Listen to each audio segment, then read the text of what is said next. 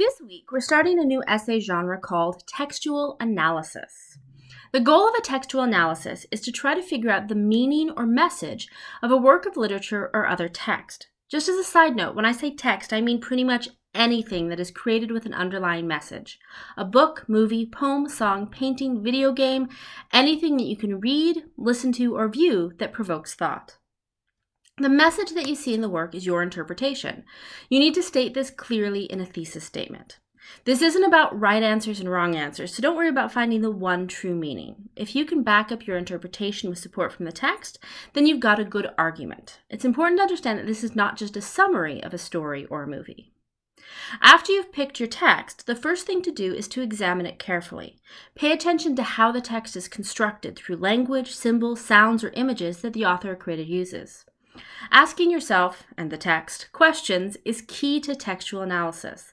Likely you'll need to go over the text several times before you can decide what the message of the text is, so as you pick out your topic, make sure that you pick something that you have access to.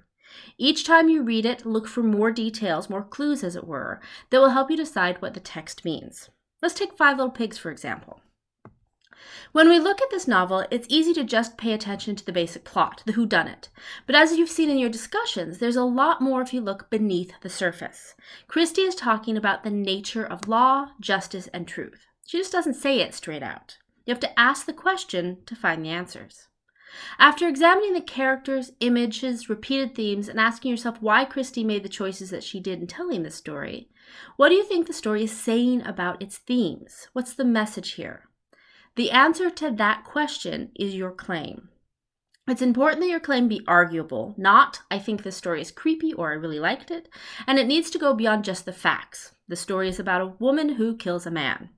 Your claim needs to look at the deeper meaning or argue something about the nature of the story. For example, Five Little Pigs sends a clear message to the reader that the legal system is not about truth and justice. Its main focus is creating a narrative that makes society comfortable. Or, Christie's ending sends the clear message that no one should be trusted to see past their own biases and assumptions.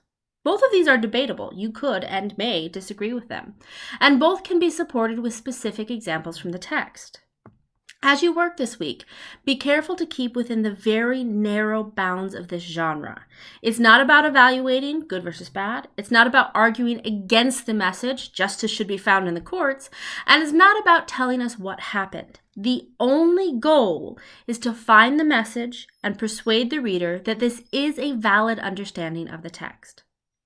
In addition to the essay, this week you have another source evaluation, your weekly discussion board post, and a weekly writing exercise that focuses on creating your own text to be interpreted.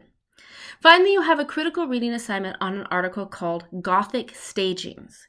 This is an example of an academic literary analysis, so use it as a model for the type of essay that you should be writing, although yours will be a bit shorter and more to the point. This is a tough genre, so as always, let me know if you have any questions.